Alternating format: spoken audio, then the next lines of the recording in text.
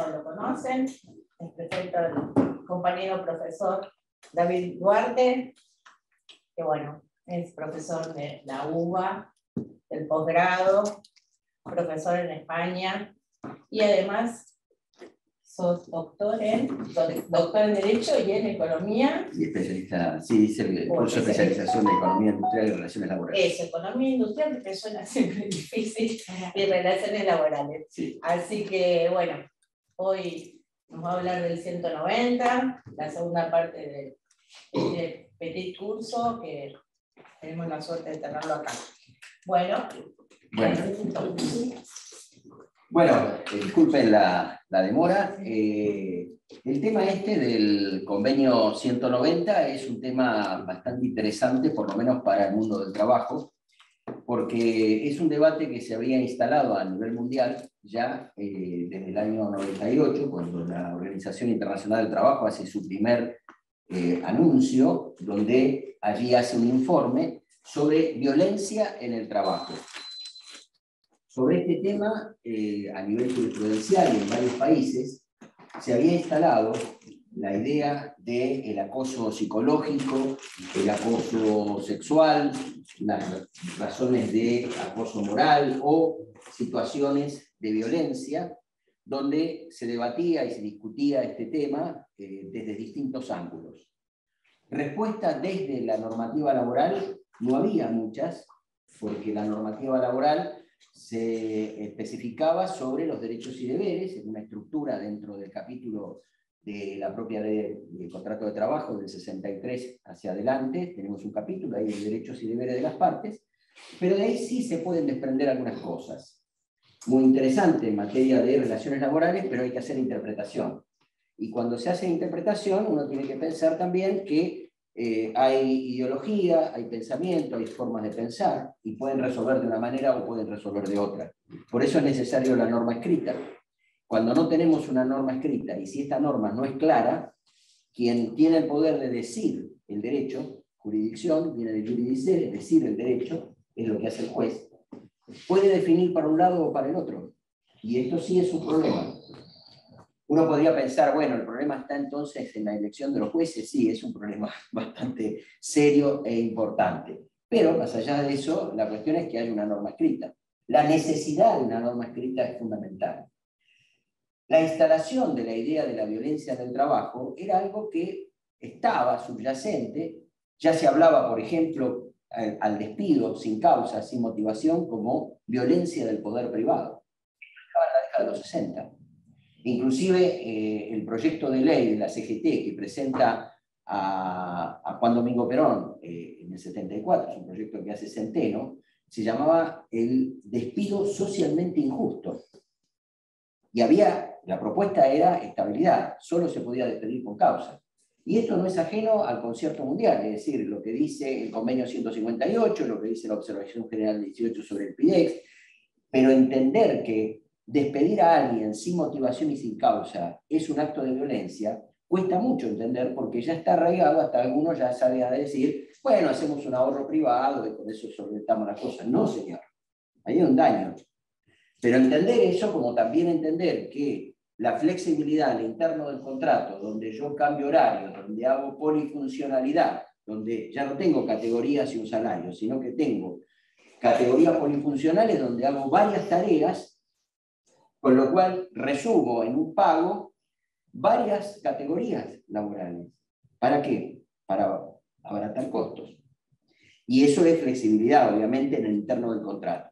Todo esto ha generado situaciones de estrés, y el estrés, cuando se genera o impacta en la salud de las personas, de manera crónica, irreversible, se transforma en algo que se llama burnout o desgaste profesional. Esto, sumado a lo que decíamos de acoso, sumado al tema de discriminación, hace un paquete conceptual, ¿no?, de situaciones que se llaman riesgos psicosociales. Así lo califica el convenio. Pero, fíjense ustedes, es decir, por presión de mujeres de distintas partes del mundo, se llega a ese informe del año 98, un informe sobre violencia en el trabajo, no decía más. De ahí se empezó a trabajar en la elaboración de un convenio. Y recién en el año 2018 se hace un proyecto que tuvo más de 200 enmiendas. Cuando digo enmiendas, observaciones de cada uno de los países, estamos hablando de 186 países que se reúnen a discutir tripartitamente, no sé si alguna vez han estado o han visto cómo es eso, es decir, está el estamento gubernamental sentado en el medio, a la derecha está sentado el sector empresario y a la izquierda está el sector trabajador, habla uno solo en representación de cada estamento. En los estados, obviamente, a veces por bloque hablan, pero suelen intervenir por estado. Lo cierto es que se debatió palabra por palabra, coma, puntos, párrafo, tanto el convenio 190 como la recomendación 206. Que me trae, primero, fundamental, que el fundamento y la base de este convenio son los tratados de derechos humanos. Es decir, estos tratados de derechos humanos que nosotros tenemos en el artículo 75, inciso 22 de nuestra Constitución, están como fundamento del convenio 190. Digo esto para ver la jerarquía que tiene este convenio, desde qué lugar tenemos que verlo. Por eso lo tenemos que ver desde los derechos fundamentales. En esta reunión de este año, todos los meses, en el mes de junio, todos los meses se hace, todos los años, en el mes de junio, se reúne la OIT, estos tres estamentos, y saca documentos, informes, comisión en la aplicación de convenios y recomendaciones, comité de libertad sindical, es decir, esta es una actividad que se hace por año y cada estado participa y a cada estado le dan una respuesta respecto de la situación en la que están los convenios en cada uno de los países. Este año se incorporó a la Declaración de Derechos Fundamentales los convenios 155 y 187 en materia de salud y prevención de la salud en el trabajo. Es muy importante. Primero que estos dos convenios están ratificados por Argentina y tienen rango superior a las leyes, con lo cual habría que analizar y observar las leyes para ver si esto está acorde con estos dos convenios. De movida, el artículo 6 de la Ley de Riesgo de Trabajo no está de acuerdo con ese convenio, ni menos el listado de enfermedades que tiene como reglamentario la Ley de Riesgo de Trabajo.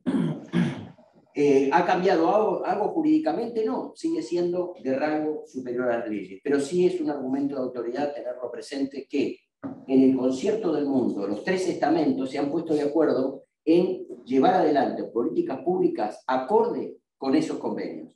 Así que hay que leerlos y estar muy atentos a las condiciones laborales en cuanto a seguridad e higiene. Esto tiene también una connotación muy importante en el uso de las nuevas tecnologías.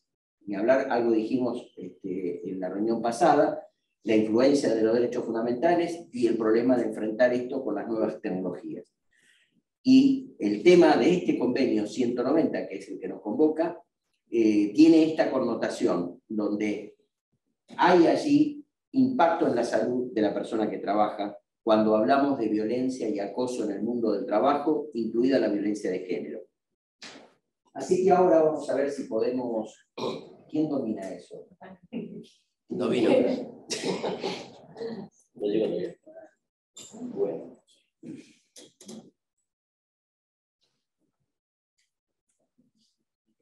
Así que podés cliquear el avance.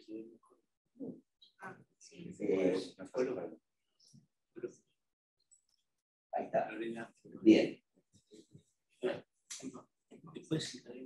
Sí. La cámara se ve mejor. Acá, Ahí podría ustedes.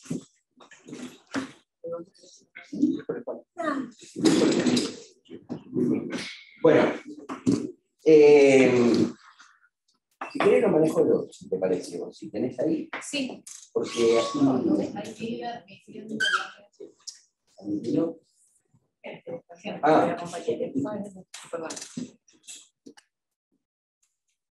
Bueno, el convenio 190 hay que leerlo conjuntamente con la recomendación 206. La recomendación es como sería una especie de reglamentación del convenio, pero es importante tener en cuenta que en esta recomendación aclara de movida que hay que leerla de manera complementaria al convenio. Es decir, uno analiza su articulado y tiene que ir a la recomendación cómo amplía los conceptos. Es decir, que se leen simultáneamente. Esta recomendación, salieron ambas en la formulación de esto, que vamos al tema que decíamos antes. Por eso comenté, en jurisprudencia de España, hace más de 20 años, aparecieron los primeros temas vinculados con el concepto mobbing. El mobbing, como concepto, tenía que ver, en su momento, con un análisis de personas que tenían problemas psicológicos, psiquiátricos, que hacían consultas médicas, y se advierte que las personas entran en un estado depresivo frente a agresiones, frente a ataques, de violencia obviamente psicológica, y que las personas reaccionan sobre esto de distintas maneras. Algo creo que había dicho en el encuentro pasado, es decir, las reacciones de las personas son diferentes, porque dije, si se acuerdan, somos todos diferentes, pero todos merecemos igual trato digno. Sobre esta base de esta diferencia es que las personas no reaccionan igual frente a una agresión o a un ataque. Si yo tengo un superior que me maltrata, la respuesta del trabajador suele ser callarse, agachar la cabeza porque sabe que lo despiden o lo sancionan. Hay otros que insultan, hay otros que agarran un palo y se lo parten en la cabeza. Las reacciones son diferentes. Hay personas que se callan la boca, van a la casa y lloran en la casa. Se deprimen, no tienen más ganas de ir a trabajar. Sobre esta conceptualización es que trabajaron psiquiatras diciendo, bueno, esto es típico en algunos grupos de animales donde los más débiles se alían para tratar de contrarrestar a quien es una amenaza. En el caso de un trabajo suele pasar con personas que son muy inteligentes, muy capaces, pero los demás lo ven como una amenaza porque si hay un ascenso, hay una posibilidad de este es un enemigo. Entonces los demás se alían para que esta persona obviamente ponerle la pata sobre la cabeza. Ahora, conceptualmente, por lo menos desde estos señores de la medicina, decían, bueno, es para lograr que esta persona se desanime, se desaliente, y lograr así, después de un ataque repetitivo, de hostigamiento repetitivo durante por lo menos 6 meses, que esta persona se excluya del trabajo. Pero no solo para ese trabajo, después no va a querer trabajar en ningún lado más, no quiere tener en contacto con la gente. Y obviamente esto tiene que ver con las reacciones que puede tener cada uno frente a estos hostigamientos o maltratos. El tema de esto es cómo esto lo transformamos en una ley, cómo esto se transforma en una norma. Es decir, cómo hacemos, porque mientras que aparezca alguien que va a un psiquiatra, y que va al psiquiatra pero porque empieza a tener problemas, no en el trabajo, en su hogar. Porque cuando llega deprimido, a los primeros que ataca, a los primeros que reacciona, es con sus seres queridos. Porque en el trabajo no lo pueden hacer porque tienen la amenaza del despido. Es cuando llega al hogar, viene el perro moviendo la cola, sale acá, perro, mira el piso. Viene la mujer, ¿qué te pasó? ¿Cómo te fue el día? Mal. Y no le contesta ni le cuenta nada, porque está mal esa persona. Ahora, ¿cómo se advierte esto? Si en la vida cotidiana tenemos problemas cotidianos de todo tipo, que nos peleamos con el colectivero, que nos peleamos con el tachero, en el subte porque me pisaron, es decir, hay una serie de situaciones que me generan una situación estresante de vida, más en la vida de la ciudad. Ahora, ¿cómo podemos distinguir o separar esta situación? Y aquí es donde aparece el problema, porque estos problemas que van al interno de cada una de las personas, para que sea visibilizado, para que sea conocido, para que sepamos, como por ejemplo el tema de la violencia contra la mujer en el hogar. Es decir, este es un tema que lo conocemos de hace años, y también conocemos personas que han dicho, bueno, a veces viene bien darle un bife o cosas por el estilo. O cuando la mujer iba a hacer una denuncia en la comisaría, decir, bueno, ¿y usted también qué habrá hecho? Es decir, todo esto conforma una cultura. Y en el trabajo suele ser afirmaciones como, bueno, son hijos del rigor, ¿no? Es decir, y son formas y metodologías que muchas veces se implementan en organizaciones donde hay muchas personas. Este tema es un tema que Christian Dejour, que es un psiquiatra francés, fue miembro del ministro de Trabajo de Francia. Acá vino, creo que en 3 o 4 oportunidades de dar charlas, conferencias. Hay un libro de Editorial Topía, que es una editorial de psicoanálisis, pero que reproduce su libro, que se llama Sufrimiento en el Trabajo. Sufrimiento en el Trabajo. Christophe Dejour dice: el padecimiento no suscita un movimiento de solidaridad y de protesta a menos que se establezca una asociación entre la percepción del padecimiento y el hecho de una injusticia. Entendido, si el padecimiento de otro no es percibido, el problema de la movilización en la acción política, acá donde viene el tema. Es decir, ¿cuándo eso se transforma en una norma, en una ley? Cuando hay una acción política. Es decir, desde lo individual, la situación de violencia, el padecimiento, el sufrimiento, para pasarlo a una cuestión social y de respuesta social, tiene que haber una acción política. Y acción política digo que puede ser el gobernante o puede ser un grupo de personas que salen a la calle con carteles a protestar. Es decir, ¿cuándo se instala la acción política? No se plantearía ni aún menos en la justicia. Y ahí es donde viene la respuesta del juez. Es decir, en el contexto del despacho del juez, encerrado en el expediente. Bueno, acá no me lo probó, yo no sé, bueno. Es decir, pero si yo tengo un contexto social que me está diciendo y que me está demandando una respuesta, los políticos sentados en el Congreso y el juez sentado en su despacho van a tener que dar respuesta. ¿Se entiende la diferencia? Y esto obviamente se instala a partir de la movilización de mujeres que están reclamando por la violencia, por la diferencia salarial, porque esto es un tema que tiene más de 100 años, y es repetitivo, circular. Hoy empieza a tener mayor andamiento. ¿Por qué? Porque estamos en una situación de derechos humanos. Lo explicamos el encuentro anterior, lo planteamos desde los derechos humanos, y este convenio lo plantea desde los derechos humanos. Por lo cual allí la discusión ya se instala en otro sitio. Hay una interpelación, obviamente, a nosotros los varones, que tiene que ver con las masculinidades y la competencia que nosotros tenemos entre varones sobre una imagen, un rol social que se demanda a los varones, y por lo tanto nosotros tenemos que ser el macho que siempre responde. Ahora, este estereotipo también se está interpelando. ¿Desde qué lugar se está interpelando? Desde los derechos humanos. Porque todos merecemos igual trato, digno como lo dijimos el primer encuentro, ¿no? Somos todos diferentes. Esto de hacer la afirmación, somos todos iguales ante la ley, es una ficción jurídica, no es verdad, no es real. La igualdad real se da en el trato digno que todos se merecen. Ahí es donde se va a dar la igualdad real. Y ahí es donde aparece salario justo, es decir, la respuesta obviamente desde el punto de vista más material, pero del punto de vista de las conductas de las personas, que es a donde apunta este convenio, es donde vamos a situar el contenido de este convenio en los derechos humanos. Y teniendo siempre en cuenta esto, que este convenio no viene del laboratorio de juristas que se sentaron a pensar a ver cómo mejoramos la calidad de vida de las personas. Viene al revés. Viene de una situación conflictiva, de una situación de injusticia, y que se traslada a un debate para después transformarlo en una norma, para dar respuesta, obviamente. Ahí está el libro La banalización de la injusticia social, Editorial Topía. Esto es un material que es muy interesante tenerlo en cuenta porque él hace un análisis de cómo impactó la flexibilidad laboral en las relaciones laborales, pero más que nada el trato hacia las personas. Por eso otro filósofo, Byung-Chul Han, dice el burnout o el desgaste profesional es la enfermedad del siglo XXI. Dijimos, desgaste profesional o burnout es el estrés crónico. Bueno, por lo tanto, visibilización, sufrimiento, salud y dignidad, ¿no? Como conceptos para abordar este convenio. Desde allí, la centralidad obviamente de la persona, el ser humano.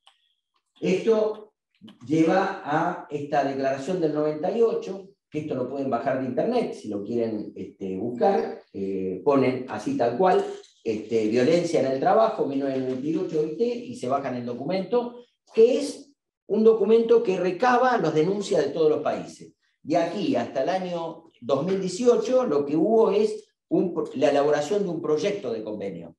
Ya se presenta eso en el 2018 y el 2019 se sanciona.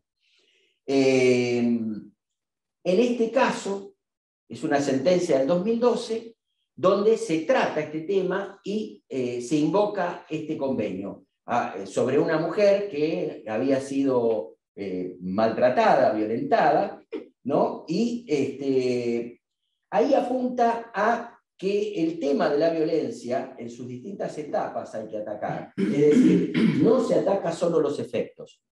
¿Por qué? Porque en realidad nosotros cuando abordamos un caso de violencia, ya tenemos la violencia dada. Pero el tema es la prevención. Es decir, ¿cómo se llega en que una organización donde hay varias personas se termina tolerando situaciones de violencia? Es aquí donde hay que interpelar. Es aquí donde hay un trabajo previo para hacer. Trabajo previo para hacer que obviamente el convenio apunta a la negociación colectiva. Es decir, el diálogo, buscar canales de organismos que no sean estatales, pero que sean paritarios, donde se resuelvan problemas de violencia. Cuando uno visualiza que en un sector, en un área determinada, hay situaciones de violencia, hay que abordarlo eso, ¿no? No hay que esperar que la persona venga con un certificado médico del psiquiatra que tiene un problema psicológico, porque ahí ya es tarde. Por eso, acá en este primer documento se dice hay que atacar todas las etapas para evitar que se llegue a esa situación de violencia. La recomendación 206 dice, como dijimos, que complementa y que debe considerarse de manera conjuntamente. Estos son los dos conceptos a tenerlo en cuenta. Concepto amplio de violencia, impacto de la violencia doméstica en el trabajo, es otro tema que introduce este convenio, algo realmente que el sector empresario lo rechazó de movida, y se discutió y se debatió y se terminó aceptando. ¿En qué términos? En términos de qué respuesta de licencia puede tener una mujer que ha sido violentada en su hogar. Como puede ser, por ejemplo, que tiene una lesión, para ir a atenderse al médico, para ir a una cita con el fiscal para hacer la denuncia de violencia de género. Es decir, todas esas licencias tienen que estar reconocidas y pagadas. Es decir, no puede haber impedimento para que esta persona pueda canalizar esa respuesta. Como me dijo Cordero en uno de los intervalos, que es abogado de la UIA, en representación del sector empresario argentino, estábamos en el recinto, en un receso me dice, y yo, abogado además de Techín, ¿y yo por qué tengo que hacerme cargo del marido violento de mi trabajadora? ¿No? Esa pregunta que se la puede hacer cualquier empresario. Cualquier empresario dice, ¿yo por qué me tengo que hacer cargo de esto? Y el tema de esto es que es un compromiso social.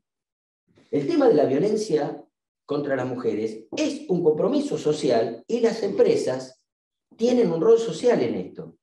Y obviamente que es un rol fundamental. Y esto hay que hacer tomar conciencia de esto. Y cuando digo empresa, incluyo al Estado, ¿no? Sí. Entonces, claro, te das por entendido, digamos. O organización, como suelen decir los empresarios. Pero el tema es que esto es una respuesta social a esta problemática. Por otro lado, la violencia y el acoso asociado con el riesgo psicosocial, de lo cual habíamos mencionado. Daños a la salud psicofísica y dignidad de la persona. Las medidas preventivas es otro de los temas que hay que tener en cuenta y trabajar. Las vías de reparación. Es decir, vías de reparación que pueden ser muchas. Desde una indemnización de daños y perjuicios, la reinstalación de la persona en caso que haya sido despedida, las respuestas que pueden ser adicionales como ordenar que el empresario haga un curso sobre violencia o el violento que haga un curso sobre violencia. Es decir, no es solamente una cuestión reparatoria, porque desde el punto de vista del abogado, cuando viene un caso de esto, lo primero que está pensando es un reclamo de daños y perjuicios. Lo enfoca desde ese lugar porque es el lugar que va a cobrar dinero. Pero el convenio 190 no está pensado para eso. El convenio 190 está pensado para que no haya violencia. Por eso dice acabar con la violencia y el acoso en el mundo del trabajo. Si esto no acaba y sucede, ahí sí viene la respuesta indemnizatoria y de todas las respuestas que se pueda aplicar. Y aquí es importante también hacer sanciones ejemplificadoras para que no vuelva a suceder ni que haya repetición de estas conductas.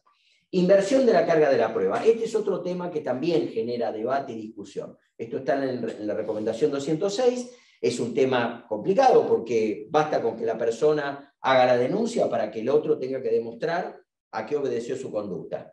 Esto ha generado discusión y debate, pero no es de ahora esto. O sea, ya en el convenio 111, la OIT tenía documentos sobre esto, hay una recomendación del convenio 111, y un informe del año 88, donde en ese informe habla de que en caso de discriminación debe haber inversión de la carga de la prueba.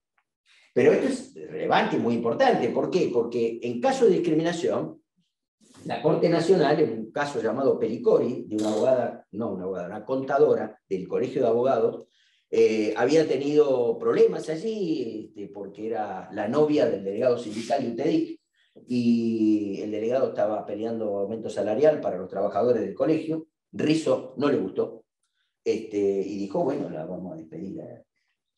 No, no lo puede despedir porque tiene tutela. Bueno, entonces vamos con la novia. Y despiden a la novia. Le hacen un cargo a la novia, dice, no, la despedimos porque entró a la computadora, entró un virus y le generó un perjuicio. 20 años de antigüedad tenía. Llevaba la contabilidad del colegio durante 20 años. Y le acusa que había entrado un virus en una computadora, acusó ella, y le reprochan esto y con esta la causa de despido. Obviamente la computadora no tenía clave, era libre acceso de todo el mundo, abierta, estaba en un lugar abierto, o sea que lo del virus no se pudo probar y quedó este tema. ¿Qué dijo la Corte sobre esto? No voy a entrar en detalle del caso para no aburrirlo, pero sí, concretamente, en Argentina nosotros vamos a utilizar la carga dinámica de la prueba, no la inversión de la carga de la prueba. O sea que ahí la Corte se aparta del criterio que tiene la OIT respecto de trato discriminatorio. ¿Cuál es la diferencia? Primero, la regla es que todo aquel que alega un hecho debe probarlo. Esa es la regla. Por lo tanto, por más que uno pueda, no, bueno, pobrecito, no importa. Vos decís que pasó esto, probalo y después vemos si hacemos lugar a lo que estás reclamando. Esta es la regla.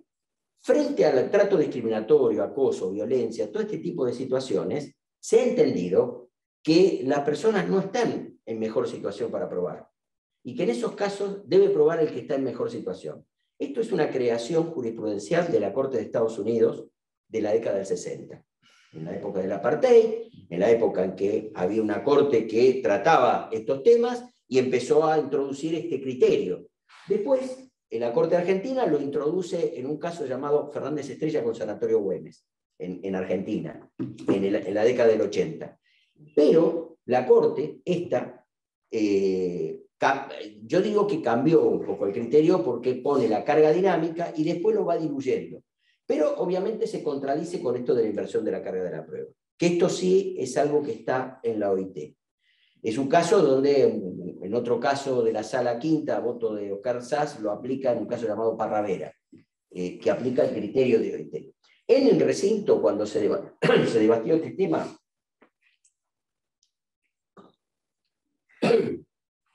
ahí lo que se dijo es que no podía introducirse el tema de la inversión de la carga de la prueba, porque esto sería facilitar reclamos y iba a haber una andanada de reclamos. Incluso. El tema que se pasó a cuarto intermedio y se consultó a la Comisión de Expertos en la aplicación de convenios y recomendaciones, y lo que trajo es ese documento del año 88, donde específicamente, en el caso de despido discriminatorio, inclusive en el documento se habla de despidos de delegados sindicales o de representantes sindicales, que también debe aplicarse el mismo criterio sobre despidos discriminatorios, ¿no? Es decir, cuando se despide a alguien por ejercer una actividad sindical. Esto está en este documento, del párrafo 225 en adelante, del el informe del año 88. Es decir, cuando lo plantea Marta Tomei, era la representante de la Comisión de Expertos en aplicaciones de convenios y recomendaciones, lo dice en el recinto y quedó redactado así. Que esto sí va a generar algún debate, alguna discusión jurídica quizás en Argentina por esto que estoy diciendo. Es decir, la Corte dijo acá es carga dinámica, no es inversión de la carga de la prueba, y tenemos un documento internacional que me está diciendo tiene que ser inversión de la carga de la prueba. ¿Por qué? Porque nadie violenta a alguien o discrimina a alguien con testigos. Es decir, y tampoco la persona violentada tiene un escribano para levantar un acta de constatación de lo que está pasando. Por eso se facilita la prueba. Y es este criterio que viene desde la década del 60 de la Corte de Estados Unidos, que dice, bueno, debe probar a quien está en mejor situación. Fíjense, las empresas tienen contadores, economistas, abogados, estudios especializados, psicólogos, Una estructura una armada. estructura armada, y el laburante agata si tiene un delegado, que le va a preguntar, che, ¿qué hago? No sé, voy a preguntar arriba, no sé. Es decir, esta es la situación de los trabajadores. Entonces, frente a esto es que se analiza que en caso de violencia o de discriminación, situaciones que se entiende también la discriminación como parte de la violencia, debe generarse esto. Y el otro tema, que lo dejé al último, es el tema de la responsabilidad de las RT en esto. Es decir, en mi opinión, tiene que tener prevención, y la RT tiene que, en temas de violencia, por lo menos como la del convenio, tiene que hacerse cargo. Obviamente, ¿qué va a decir la RT? Primero, no está en el listado de enfermedades. Segundo, tiene que hacer el trámite del artículo 6. A esto le respondemos 155 y 187 convenios de OIT, que ahora tienen rango de derechos fundamentales de OIT. Y que esto es para discutirlo, obviamente, ¿no? Es decir, este es para la mesa de la discusión. Incluye, por razones de género, y aquí es donde viene una aclaración también importante. Si nosotros lo conceptualizamos la violencia y acoso en un concepto general, no tendríamos por qué poner por separado y de género. Si total, en definitiva, es violencia también. ¿Por qué separarlo? ¿Por qué no incluirlo y ponerlo como concepto general? Precisamente por lo que decíamos al comienzo, es decir, hay una visibilización del problema de género, el problema de violencia de género, y que por lo tanto tiene un tratamiento destacado, diría yo, no separado, destacado, para que también se aborde y se tenga en cuenta como algo especial, ¿no? Y dice, sí. Perdón, en ese punto te interrumpo. Es decir, es otro tipo más de violencia en el lugar de trabajo, pero se le da este lugar destacado por el peso que tiene la violencia. Exactamente. Porque a veces se da la discusión que te dicen, no es violencia laboral, es violencia de género. Yo interpreto que sí es violencia laboral porque se da en el ámbito laboral, pero además tiene la connotación de género. Exactamente. ¿Correcto? Pero hay otra cosa más. Al estar incorporado en un convenio de OIT, se ha transformado en un instituto típico del derecho al trabajo. Si bien la ley de violencia de género, vos tenés un capítulo dedicado a las relaciones de trabajo, este convenio lo que hace es laboralizar precisamente, conceptualmente, y cuando hablamos de violencia de género en el trabajo, estamos ubicándonos en el convenio 190, que en mi opinión es autoaplicativo y para resolver los casos concretos no necesita de reglamentación. Esta es mi opinión y obviamente es exigible. Ahora, lo primero que va a hacer el sector empresario es decir, bueno, no, esto hace falta que se reglamente. ¿Por qué? Porque precisamente en la mesa de negociación en el Congreso va a pasar lo que pasó con la ley de teletrabajo, que terminó siendo un injerto, es decir, una mezcla de cosas donde no está muy claro y remite toda la negociación colectiva y, claro, aquellos gremios que no tienen poder de conflicto, ¿qué convenio van a hacer? Es decir, ahí tenemos un problema, pero más allá de eso, me parece que con este convenio, que es un convenio bastante claro en la conceptualización, en el ámbito de aplicación personal, en el ámbito de aplicación inclusive de actividades, porque incluye, y después lo vamos a ver, personas que no están en relación de dependencia. Sí. Es decir, hoy hablamos de los autónomos, bueno, estas personas también necesitan tutela y protección.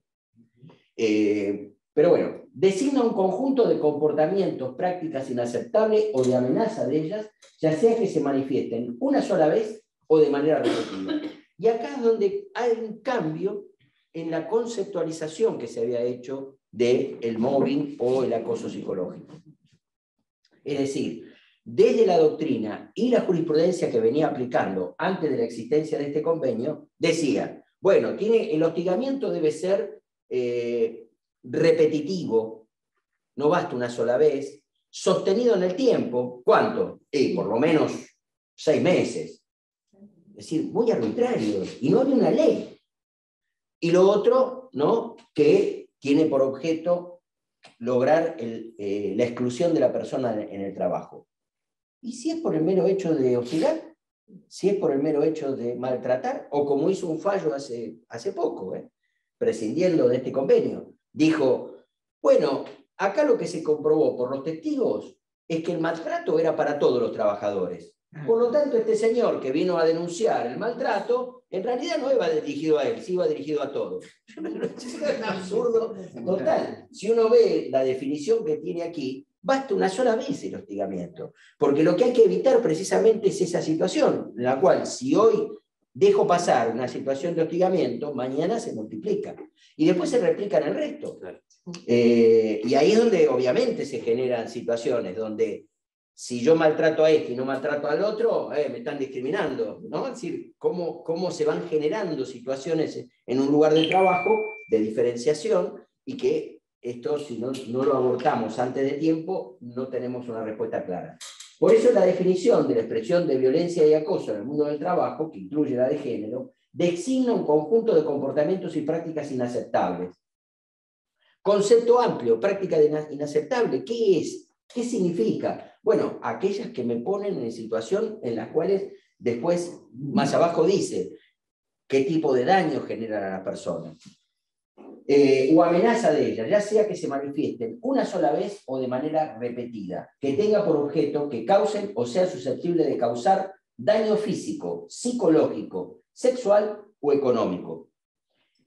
Esto que está aquí abajo se corresponde con el convenio 155, artículo 3 y la definición de salud, porque incluye el daño psicológico. Si yo voy al listado de enfermedades de la Ley de Riesgo de Trabajo, van a ver que no hay este capítulo de daño psicológico por hostigamiento o maltrato, no está. Y ahí sí tenemos un tema. Un tema que obviamente no hay respuesta legislativa, salvo con este convenio. Van dirigidos contra las personas por razones de su sexo o género, ahí ya introduce esta parte, digamos, de violencia de género, que afecta de manera desproporcionada a personas de un sexo o género determinado. Incluye el acoso sexual. Licencias, efectos indirectos. Impacto en el mundo del trabajo. Respecto de la violencia doméstica que habíamos dicho. Reconocer los efectos de la violencia doméstica en la medida en que sea razonable y factible. Mitigar su impacto en el mundo del trabajo. Lugares y situaciones. ¿Cuáles son los sujetos protegidos? Los asalariados, las personas que trabajan, cualquiera sea su situación contractual. Los aprendices, los trabajadores despedidos, los voluntarios, las personas en busca de empleo, postulantes a un empleo, los individuos que ejercen la autoridad, las funciones o responsabilidades de un empleador. Es decir, como ven, incluye no solamente el que está en planta o el que está contratado, sino toda persona que está vinculada con la empresa. Por otro lado, ¿cómo ubicamos, ¿no? Dentro del principio de la violencia y el acoso, dentro de un concepto de igualdad, ¿no? Y no discriminación en el empleo? Me llamó la atención lo de que el que está buscando empleo también. Esto, digamos, apunta a proteger la entrevista. Apunta exclusivamente a eso. Hay un convenio de agencia privada de colocación que trata este tema, pero después no hay un convenio de OIT que trate el tema de esto. Y la legislación argentina tampoco. Pero si nosotros vemos, primero, el principio de buena fe debe regirse, artículo 62-63, debe regirse antes, durante y a la finalización del contrato. Es decir, la entrevista previa, uno podría decir, bueno, ahí no hay relación de trabajo, ahí la legislación laboral no entra. Sin embargo, dentro de este aspecto, y como lo pinta el convenio, es precisamente ese momento previo. El problema es que la mayoría de las empresas ya tienen formularios, y que en ese formulario hay preguntas donde hay que tildar, casilleros, que son impertinentes. Porque las preguntas que se pueden hacer son aquellas que están referidas al objeto por el cual va a ser contratada esa persona. Es decir, ¿qué servicio va a prestar? Y las preguntas tienen que estar relacionadas con eso. Por ejemplo, preguntarle a una mujer si está embarazada es en tanto y en cuanto la actividad que va a realizar puede afectarle a la persona o al feto. Es decir, si no, no tiene por qué preguntar eso. Lo mismo que una enfermedad infectocontagiosa de la que fuere. Es decir, cualquier pregunta de esas características. Pero ¿qué pasa? Por ejemplo, formulario para sacar un crédito hipotecario en un banco. Que no hay, pero vamos a suponer que... Pero un crédito en un banco. Por la compañía de seguro le preguntan si tiene SIDA. Totalmente improcedente. Y sin embargo, está admitida y los bancos la hacen esa pregunta. Sí, o si fumás, o si quedate. Cosas que no tienen por qué preguntar. Pero son exigencias de la compañía de seguro. Porque ¿qué pasa? Si se muere, se cancela el crédito y la compañía de seguro se pone. Entonces, ahí hay preguntas que no corresponden. Si es para el ingreso, para un trabajo, tienen que estar relacionadas. Y aquí sí puede entrar la ley de habeas data y la ley de la defensa del paciente, de los derechos del paciente, que es una legislación nueva, pero que tiene que ver con la salud. Y que, por ejemplo, si a mí me traen un tubito de sangre, ¿qué se hace con esa sangre? Yo no lo sé. Pero lo que se haga médicamente no tienen por qué informarlo a la empresa. A la empresa lo único que tiene que informar es si es apto o no es apto. Como le ponían a los colimbas, decía apto a o no, pero no decían por qué. Es igual esto, o sea, no tiene por qué decir esta persona no es apta. Informarle a la empresa qué causales, ¿no? Esto obviamente tiene que ver con el secreto médico. Pero son momentos previos. Tenemos antecedentes también de trato discriminatorio sobre esto. Yo creo que lo había comentado o no. Son dos casos. Uno es de la heladería Fredo y otro se llama Cisnero. Uno es de una mujer que quería trabajar en la heladería y le decían que no porque los tachos eran pesados. Pero no había en ninguna sucursal de Fredo una mujer que atendiera.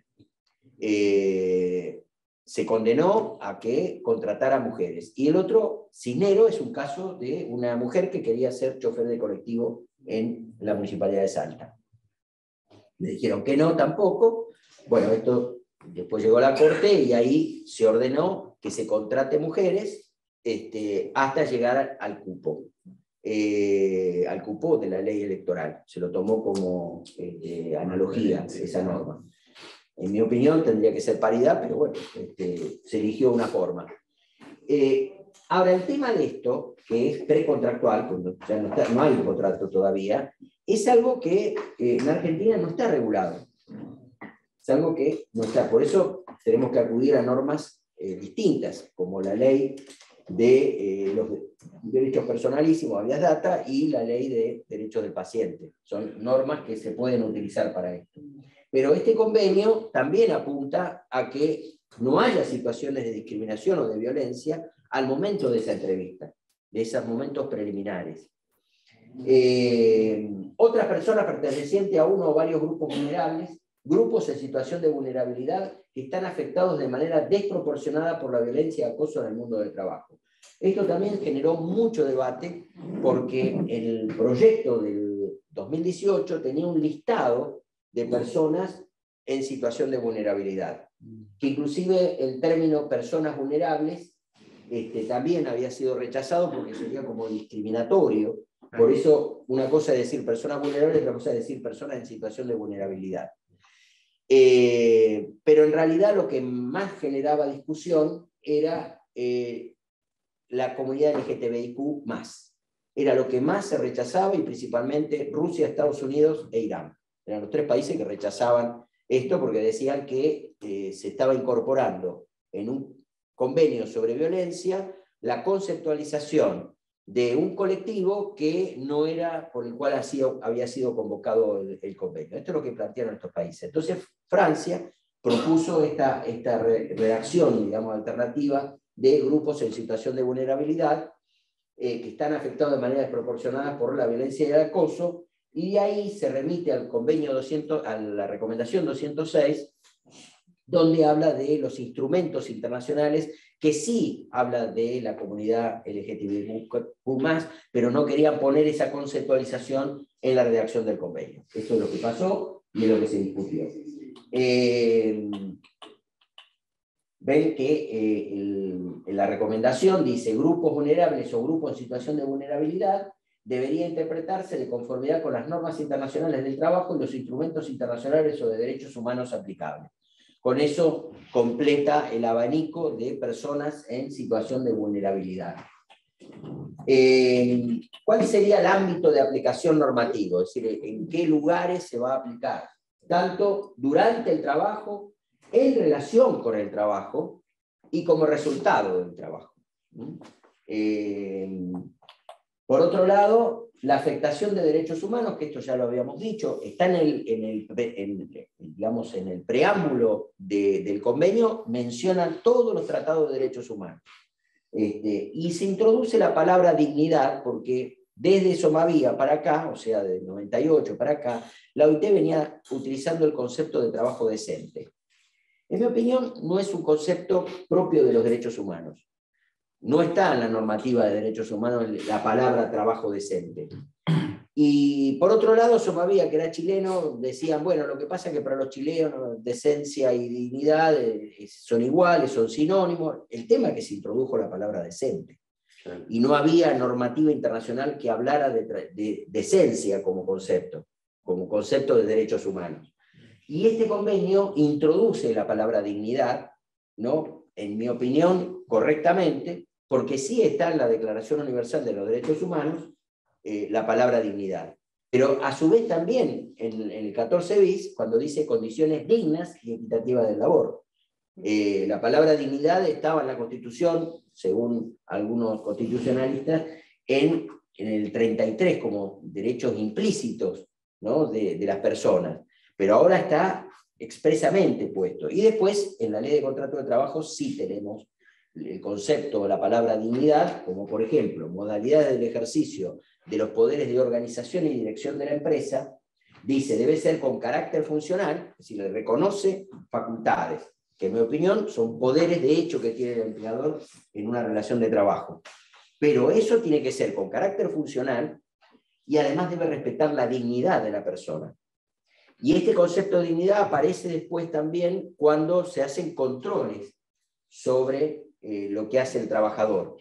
Cuando hablamos de controles, ahí sí hay que preservar la dignidad de la persona, y el otro día hablábamos de la utilización de los medios tecnológicos para hacer los controles. Cámaras, internet, telefonía celular, y también lo que decíamos de los controles de datos al momento del ingreso, porque ahora se suben a la nube. No sé lo que es la nube, pero se sube a la nube y están ahí. Y uno no sabe, digamos, quién se apropia de eso. Después, obviamente, las empresas comercializan los datos personales. Esos datos personales sirven para hacer publicidad luego. Bueno, por eso es importante esos datos preservarlos. Ahí viene lo de la ley de habeas data. Derechos personalísimos, es decir, todo esto forma parte de las nuevas tecnologías que hay que tener en cuenta y que obviamente no hay que apartarse. Por eso el tema de la afectación de los derechos humanos va de la mano con este tema de la violencia y el acoso. Y la centralidad de la persona, nuevamente, la dignidad y su salud. Tener en cuenta la violencia y el acoso, así como los riesgos psicosociales asociados en la gestión de la seguridad y la salud en el trabajo. Identificar los peligros y evaluar los riesgos de violencia y acoso con participación de los trabajadores y sus representantes y adoptar medidas para prevenir y controlar dichos peligros y riesgos. Acá es donde abre la puerta para las entidades sindicales. Es decir, acá la representación sindical tiene la puerta abierta para empezar a trabajar sobre este tema. Artículo 9 del convenio me dice identificar los peligros, evaluar los riesgos con participación de los trabajadores y sus representantes y adoptar medidas para prevenir y controlar dichos peligros y riesgos. Es decir, esto puede ser parte de la mesa de negociación, puede formar parte también de planteos o cuestiones que puedan presentarse en determinadas áreas, pero que sí es importante tenerlo presente para lo que decíamos antes. Esto está visibilizado, está detectado y es un tema de prevención. Tenemos por otro lado, como protección, ¿no? Y atención, sectores, porque hay actividades o sectores que específicamente el tema de violencia es como más frecuente. Trabajo nocturno, el trabajo que se realiza en sector de salud, en hoteles, servicios sociales, servicios de emergencia, trabajo doméstico, transporte, educación y el ocio, o sea, como que en estas actividades se dan como mayor frecuencia los temas de violencia. Por lo tanto, son actividades a las que hay que tener más en cuenta, ¿no? Por otro lado, los factores de riesgo psicosociales que habíamos enunciado, pero esto lo sacamos del convenio y traemos lo que dice la Agencia Europea de Seguridad y Salud en el Trabajo. Porque vieron que el convenio habla de riesgos psicosociales, pero no lo define, solamente dice que puede afectar la salud psicofísica de la persona, hasta incluido cuestiones económicas, pero no me define qué son los riesgos psicosociales. Por eso tomamos como concepto lo que dice la Agencia Europea de Seguridad y Salud en el Trabajo como factores de riesgos psicosociales. El trabajo precario, el trabajo irregular y flexible, la inseguridad en el trabajo, la intensificación en el trabajo, o sea, cuando se da mayor exigencia, que, por ejemplo, se le pide mayor disponibilidad horaria, ¿no? Es decir, bueno, venite a la tarde, después te llamo a la noche, es decir, con uno no tiene límites.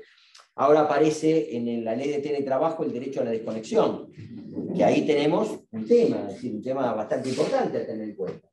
Las condiciones de trabajo de los trabajadores mayores, ¿no? Es que aquí también aparece uno de los temas. Y la violencia y el acoso, el estrés o deficiente compatibilidad entre la vida y el trabajo.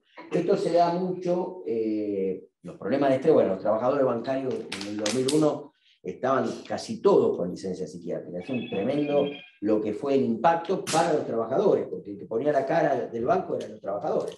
Y enfrentarse a la gente que estaba con el martillito tratando de romper el vidrio del banco. Es decir, eso, las situaciones que ha generado de la esencia de esas personas, que tienen que ver con una situación particular, determinada, puntual, pero también la forma en que se trabaja genera situaciones de estrés. Y situaciones de estrés que a veces no es compatible con la vida personal. Es decir, desde la vieja concepción de 8 horas para el trabajo, 8 horas para el esparcimiento y 8 horas para el descanso, tiene que ver con la organización de vida de las personas.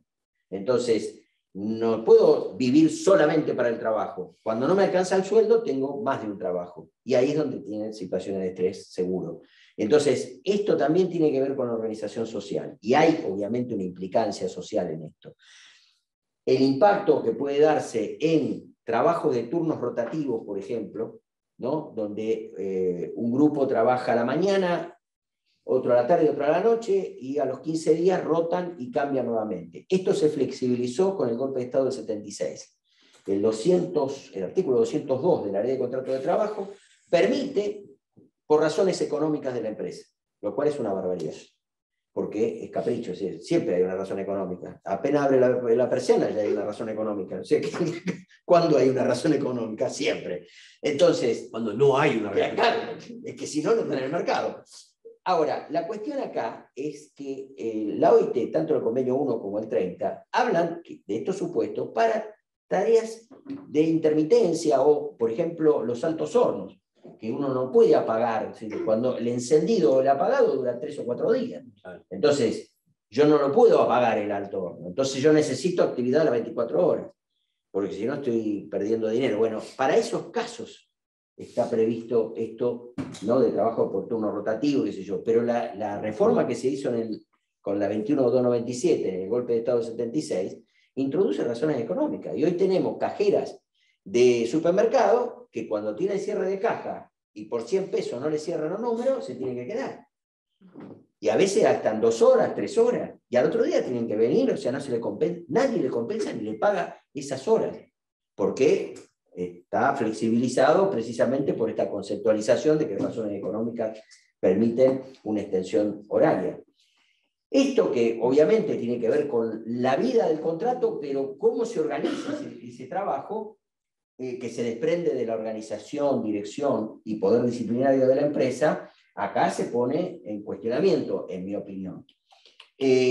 Ahí mencionamos algunos riesgos psicosociales, vuelvo a reiterar, no están expresamente mencionados en el convenio, habla de riesgos psicosociales, pero nosotros mencionamos trato discriminatorio, el acoso psicológico, el acoso sexual, el estrés laboral y el desgaste profesional o burnout, que sería la situación crónica, cuando es crónica es que es irreversible, del estrés. Intromisión en la intimidad del trabajador, que sería otra de las cuestiones que tiene que ver con estas uso de nuevas tecnologías, que eso sí, el uso de las nuevas tecnologías y la intimidad de las personas. Hoy con las nuevas tecnologías yo puedo saber todo lo que hacen las personas fuera del ámbito laboral. Y esto sí es una intromisión de la vida privada. Entonces ahí, ¿cuáles son los límites y hasta dónde va? Hay un caso, por ejemplo, la empresa le da un celular al trabajador para que lo use y le habían puesto un chip, con lo cual sabía dónde estaba, con quién se comunicaba, las conversaciones que tenía esta persona. Con lo cual se llama geolocalización. Y en muchas actividades se usa, en transporte, por ejemplo, se usa. Y se usa porque dice, no, hay faltante de gasoil, hay que ver si hay un desvío, si dónde estuvo, yo quiero que controlar. Bueno, pero ¿dónde están los límites? Es decir, esto, si no tiene una regulación, no hay regulación sobre esto. Entonces ahí hay situaciones de intromisión de la vida privada que tiene que ver con derechos personalísimos, derechos fundamentales de la persona. Daños en la integridad psicofísica, que ya lo vimos eso. 3 situaciones que inciden en los riesgos psicosociales, las que afectan los derechos fundamentales, las que derivan de la gestión ordinaria del factor humano en la empresa, la organización del tiempo o condiciones de trabajo, las que provocan la extinción contractual, como la situación de inestabilidad o el desempleo, o la amenaza, ¿no? Es decir, la amenaza del despido con un desempleo alto genera también situaciones de angustia y padecimiento. Nuevamente, con esto vamos al Código Civil argentino. Nosotros no teníamos en la legislación una definición de la palabra dignidad. Teníamos la Constitución, decía condiciones dignas y equitativas de labor. Ley de contrato de trabajo introducía la palabra dignidad en varios puntos. Mencioné uno, artículo 68, que es el límite al poder empresario de organización y dirección. Control, el límite de la dignidad de la persona. Pero no lo teníamos definido. Y ahora, en el 2014, con la modificación del Código Civil argentino, se introduce un concepto de dignidad, de la palabra dignidad. Artículo 51. Dice, inviolabilidad de la persona humana. La persona humana es inviolable en cualquier circunstancia, tiene derecho al reconocimiento y respeto de su dignidad. Tenemos, seguido a ese concepto, el artículo 52, que me da una acción autónoma para reclamar en la justicia la reparación de daños y perjuicios por afectación de la dignidad de la persona. Y el 53 tiene que ver con el uso de grabaciones, filmaciones o violación de la intimidad de la persona y también reparación de daños y perjuicios, en caso de que se violente o se haya intromisión sobre esto. O sea que estas 3 normas, 51, 52 y 53 del Código Civil, no solamente me conceptualiza la dignidad, sino que también me da una herramienta para reparar, para solicitar una reparación. Habíamos dicho el convenio 155, para leerlo complementariamente al convenio 190.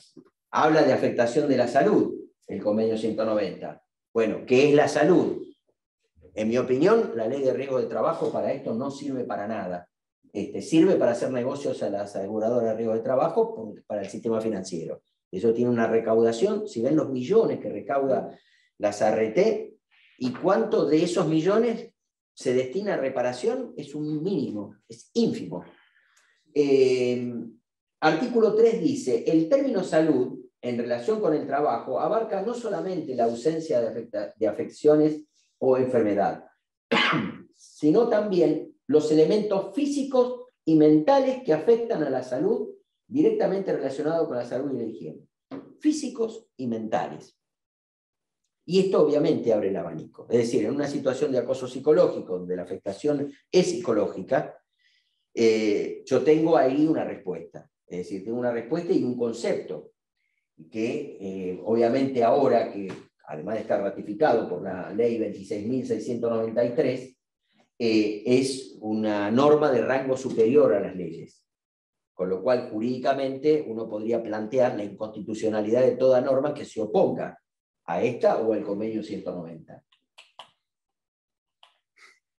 Con lo cual, este convenio me lleva al concepto, la idea de la tolerancia cero en materia de violencia y acoso, incluida la violencia de género. En la recomendación 206, en el párrafo cuarto, dice: fomentar el reconocimiento efectivo del derecho a la negociación colectiva. Y aquí, obviamente, primero porque en realidad en otro párrafo, o por lo menos en el preámbulo, remite a la Declaración de Derechos Fundamentales de la OIT, que la semana pasada había comentado que esa Declaración de Derechos Fundamentales de la OIT incluye, por un lado, acabar con la abolición del trabajo infantil y el trabajo forzoso, la no discriminación y la libertad sindical. Y la libertad sindical implica derecho a la asociación sindical, a asociarse libremente, derecho a formular un programa de acción, que es la huelga, y derecho a la negociación colectiva y convenio colectivo de trabajo. Es decir, este convenio 190 me remite a los derechos fundamentales de la OIT. Pero esta semana se publica que se introduce como derechos fundamentales el convenio 155 y 187 en materia de salud e higiene en el trabajo.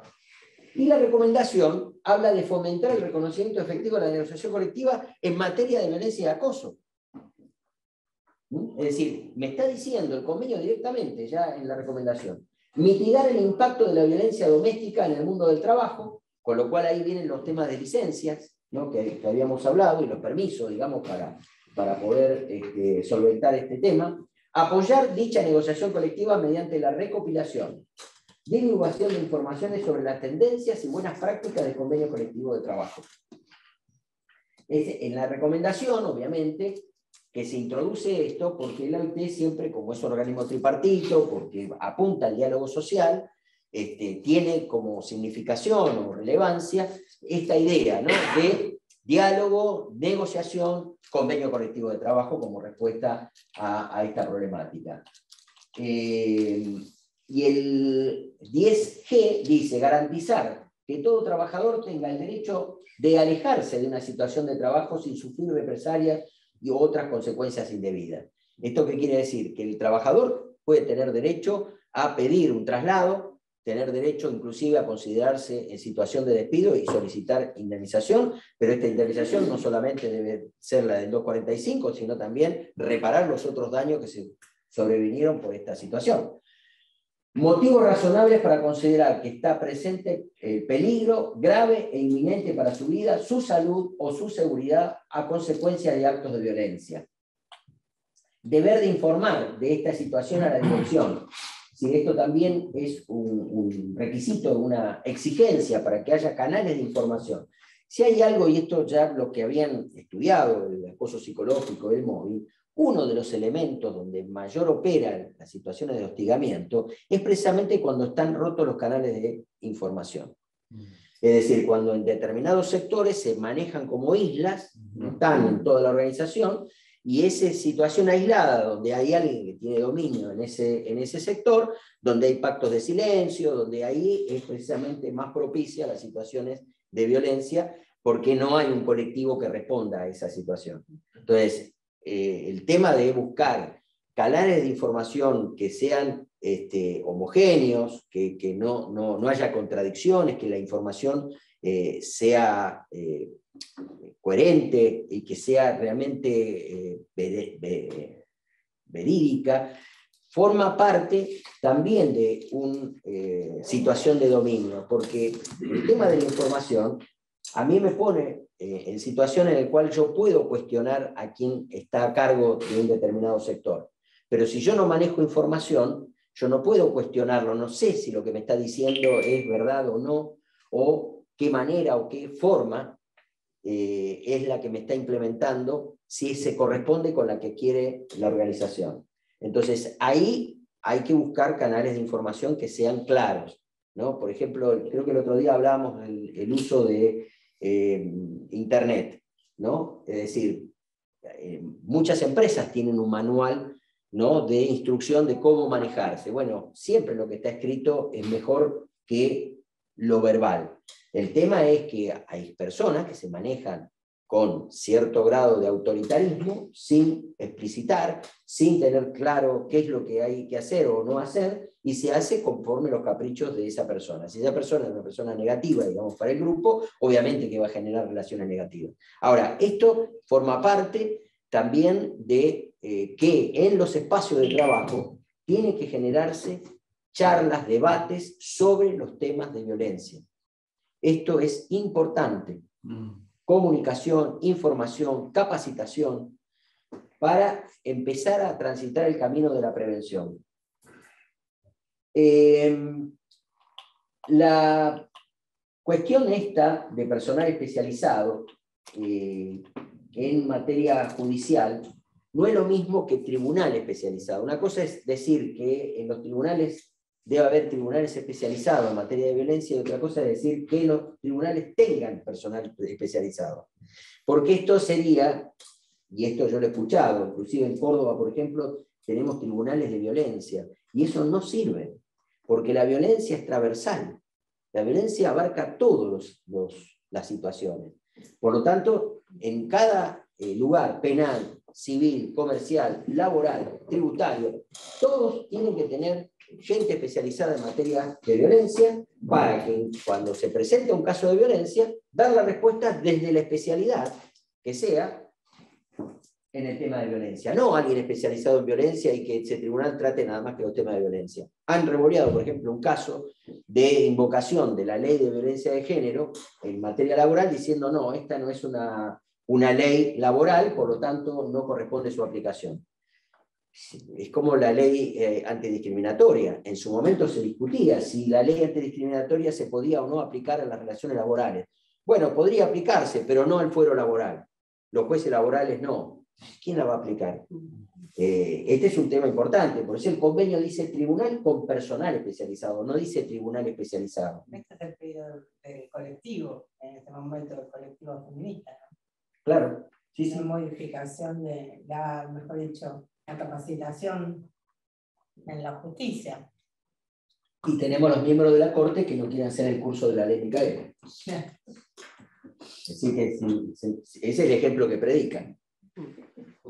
Bueno, una tramitación diligente y eficiente de los casos, asistencia y asesoramiento jurídico para denunciantes y víctimas. Esto es muy importante también, para no generar una revictimización, es decir, porque si no las personas directamente no hacen la denuncia. Igual se había analizado esto ya y bastante, por eso se crea la comisaría de la mujer, porque frente a las denuncias que se hacían, obviamente se desviaban, es decir, no se llegaba a una respuesta a esta problemática. Guías y otros medios de información disponibles, accesibles a idiomas de uso corriente, inversión de la carga de la prueba, bueno, esto ya lo vimos, si proceden procedimientos distintos a los penales. Tenemos acceso efectivo a mecanismos de presentación y queja de solución de conflictos, asistencia, servicios y vías de recursos, reparación que tenga en cuenta la consideración de género y que sean seguros y eficaces. El derecho a admitir y recibir una indemnización, la readmisión del trabajador, una indemnización apropiada por daños resultantes. Fíjense, si nosotros estos problemas los tratamos solamente con la ley de contrato de trabajo, la respuesta va a ser el 245. Bueno, te pagamos la indemnización y ya está. Y con esa indemnización lo que estoy haciendo es convalidando la violencia. Porque en realidad la ruptura del contrato genera un daño que es la pérdida del empleo, pero el otro daño, que significa haber sido despedido o discriminado por razón de género o por una situación de violencia, tiene que tener una respuesta mayor. Y la respuesta que es la del artículo 19 de la Constitución Nacional, que dice: las acciones privadas de las personas tienen que estar sometidas al orden público y no pueden perjudicar. Ese principio de no dañar implica tener una respuesta de reparación, y esa reparación tiene que ser plena, porque si hay algún daño que todavía no está reparado, el daño todavía subsiste. Esto es la interpretación que se ha hecho en varios casos, pero esa respuesta de que el daño todavía subsiste, fíjense que dice indemnización apropiada por los daños resultantes. Por lo tanto, el 245 no alcanza. Y la readmisión, fíjense, protocolo de San Salvador, artículo 7, inciso D, da opción, daños y perjuicios en caso de despido, y a opción del trabajador, la reinstalación. Lo dice el protocolo, lo dice el convenio 158, pero la observación general 18 sobre el PIDEF de derecho al trabajo también.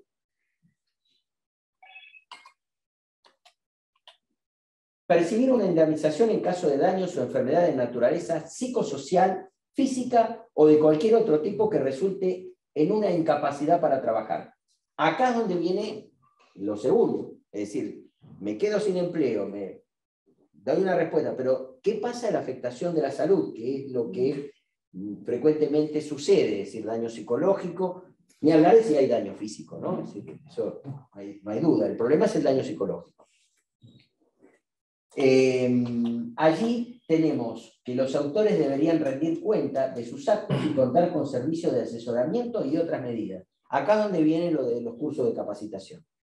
Es decir, que no es solamente una cuestión reparatoria, sino buscar la vía de no repetición. Y para esto, que las personas violentas, las personas que han agredido, las personas que han generado esta situación, tienen que hacer cursos de capacitación, porque esto no se acaba pagando. Porque si no, pareciera que los que tienen dinero pueden ser violentos y además discriminar. No se resuelve pagando. Hay que ver otras cosas. ¿Hay algún caso concreto de esto o hay antecedentes de esto que ya haya sido aplicado en la ley? Sí, sí. Porque Hay suena jurisprudencia. hermoso, digo, pero No, jurisprudencia, donde se ha ordenado hacer cursos de capacitación en materia de violencia, estamos hablando, ¿no? Sí. Que tiene que ver con que no es solamente decir, bueno, ¿y cuánto me sale esto? Si el que tiene dinero llama al contador y le dice, che, hace una liquidación. No, porque por fuera de lo económico, digo, es de difícil demostración absolutamente. Claro, pero además nosotros estamos, yo diría, colonizados con la idea de mercado. Entonces, al estar colonizado con la idea de consumo y mercado, todas las respuestas pasan por la cuestión económica. Y por lo tanto, todo el mundo el mundo es eso. Y el tema es que hay otras cosas. Es decir, hay otras cosas que tienen que ver con cómo se producen los cambios sociales. En Estados Unidos ponen el daño punitivo. Y con el daño punitivo, obviamente, no te dan ganas ni de respirar. Por el valor. Si la película Filadelfia, no sé si la vieron, que es una película tremenda, pero la condena al estudio es una condena millonaria, más que 2.45. Eso es algo que no le dan ganas pero de volver a hacer absolutamente nada.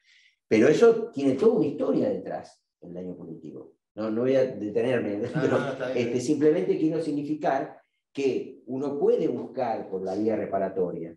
Pero en Argentina los jueces son mezquinos con el tema reparatorio. Porque siempre están pensando, no, a ver si...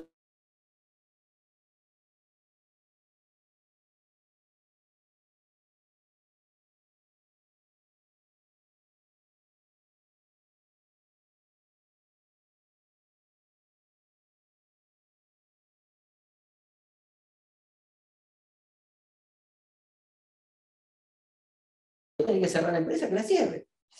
A ver, acá no se admite discusión, y otra de las cosas, ¿no? ¿Esto puede llegar a ser llevado al SECLO, al servicio de conciliación, y con una reparación económica se solventa? No. Hay un abogado que se publicita diciendo, este es el primer estudio que llevó adelante un acuerdo conciliatorio en el século en materia de violencia. Es una barbaridad lo que dice, y encima lo publicita. El de Altieri. Yo digo, este hombre está transitando otra cuestión, pero tiene que ver con lo que vos señalás, que es cierto, porque estamos colonizados con Todo la se idea monetiza. que todo es dinero, todo se monetiza. Es decir, ¿no? Es decir, que, bueno, depende de cuánto me pague. Es decir, y bueno, ¿cuánto hay? No sé. Entonces, eso obviamente que si yo transito solo por eso, la sociedad, solamente los que tienen dinero van a poder sobrevivir. Es así.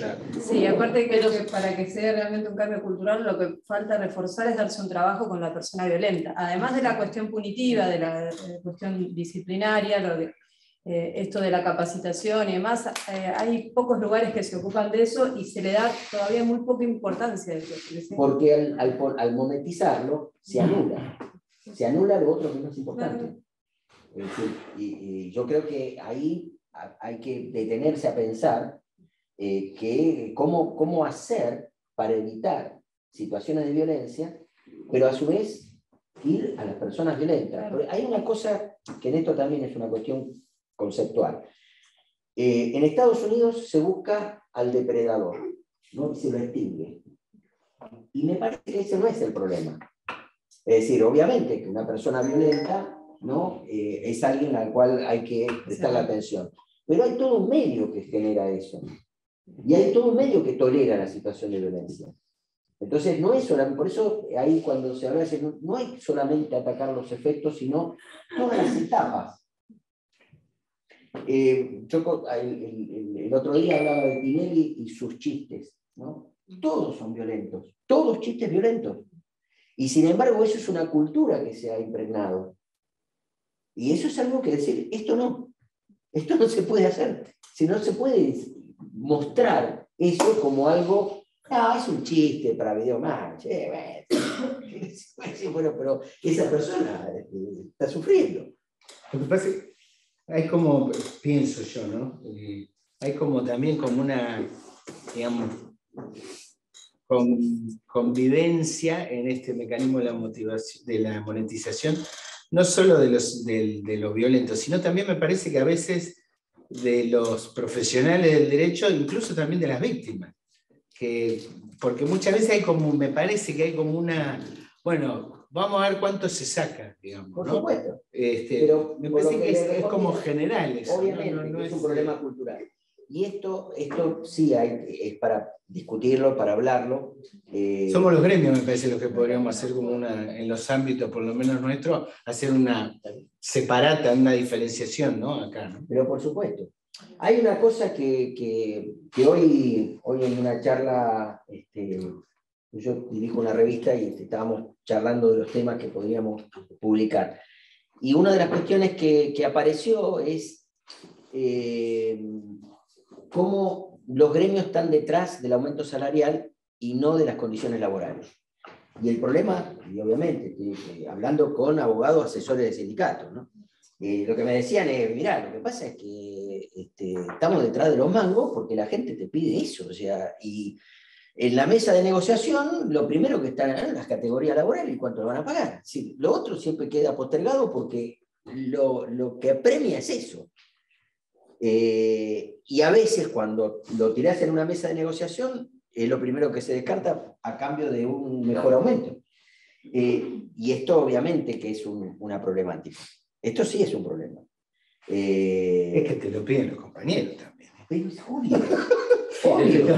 Sí, te estoy diciendo eso. Yo quería agregar una cosita a la discusión y contar un poco la realidad de lo que es también nuestro sindicato. En ese sentido, aparte. No, pero yo hablo en general. No, pero en general, pero también lo quería plantear un poco por hacerte la consulta, porque en algunas cuestiones me parece que estamos un poquito avanzados y en ver cómo podemos dar el salto a lo que nos falta.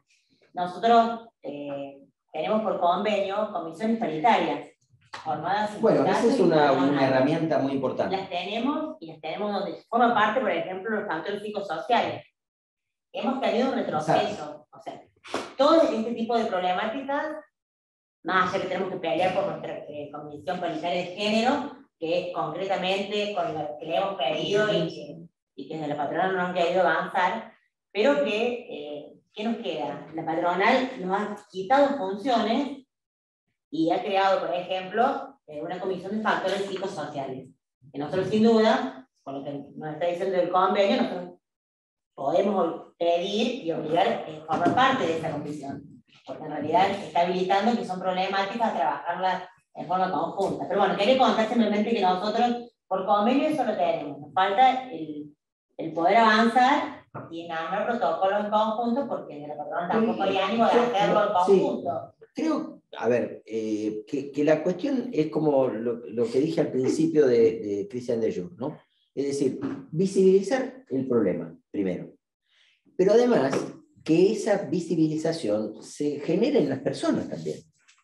Es decir, que todos los trabajadores tengan conciencia de que hay una situación. Porque, por lo que decía, seguimos tolerando. Tengo un jefe que es un loco, bueno, viste cómo es. Y todo el mundo lo avala y lo consiente. Y no se habla del tema. Y surge a la luz cuando ya te vas de la oficina, del año. Claro. O te cansaste, o pasaron 6 meses, como dijiste, a los 6 meses decís, me voy del área, renuncio, no aguanto. Y ya está, ya tarde. Y el tema es que muchas veces pasa que las personas se empiezan a cuestionar a sí mismas. Claro. Creen que el problema es él, que es lo que pasa frecuentemente con el mobbing. Y por eso yo decía, eso repercute en la vida familiar, porque esa persona en su relación de pareja también va a generar, va a repercutir, porque, digamos, uno es un todo, es decir, no es solamente un trabajador, es también un padre, es también una pareja, y esto obviamente que impacta en las relaciones afectivas. Pero para visibilizarlo, para visualizarlo correctamente, lo primero me parece que es esto, buscar formas de dar información sobre esto, que existe, y para qué sirve. Obviamente que esto parece Alicia en el País de la Maravilla, o sea, que es un mundo irreal. No, es un mundo posible. Bueno, lo que habría que pensar también, que estos estados situacionales que estamos comentando, son políticas muy recurrentes a niveles estatales. Pasan muchos en el Estado y en diferentes tipos de ministerios. Quizás en el ambiente privado se visibiliza de una manera totalmente diferente, dependiendo de la empresa y la idiosincrasia de la empresa de donde viene, ¿no es cierto? No es lo mismo Techini, IBM, u otras empresas multinacionales que tienen una política de recursos humanos que conlleva tener una idea de pertenencia a la camiseta, de lo que significa trabajar en el Estado. En el Estado significa tener un vaciamiento de los estados situacionales y psicosociales que sufren los compañeros rutinariamente, llevando a los extremos que nos terminan a nosotros haciendo participar y hasta el punto de llegar a ser hasta psicólogos de algunas problemáticas, ¿no es cierto? Bienvenida sea el acompañamiento de los compañeros, pero eso no.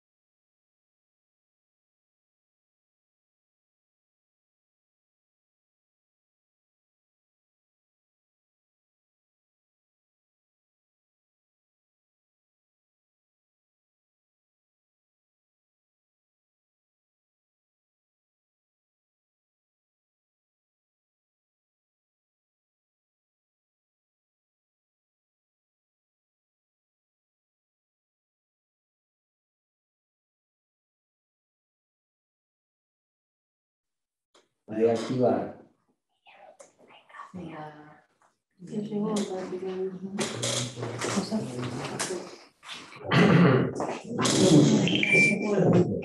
Bueno, dije cosas que no le decía. No, se desconectó y volvió a conectar. En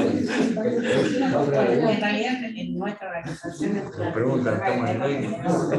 Estamos en el aire. ¿Estamos en el aire o...? estamos en la guerra. ¿Viste cuando dicen algunos? Se matan. Hay una propuesta de una paritaria que Lo que hicieron ellos. Ahí está. y es el Estado, Hicieron donde eso. tendría que estar todas las garantías. En realidad, lo que hacen es mudar a la victimización. Es la única política que tienen de... Sí, ahora sí. La antipolítica, por resto.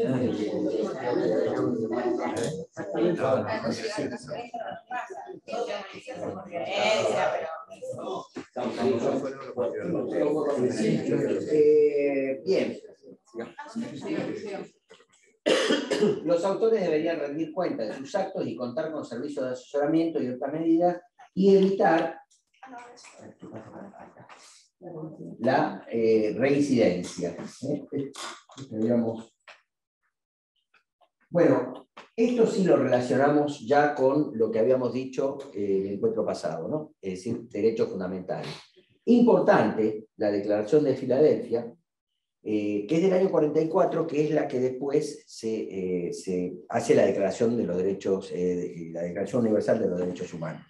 Pero la Declaración de Filadelfia es la que en el año 44 ratifica el rol de la OIT, habla de justicia social, y en esa declaración afirma que todos los seres humanos, sin distinción de raza, credo o sexo, tienen derecho a perseguir su bienestar material y desarrollo espiritual en condiciones de libertad y dignidad, de seguridad económica y de igualdad de oportunidades. Lo reproduce el Convenio 190, o sea, lo escribe y lo pone como formando parte del preámbulo del convenio.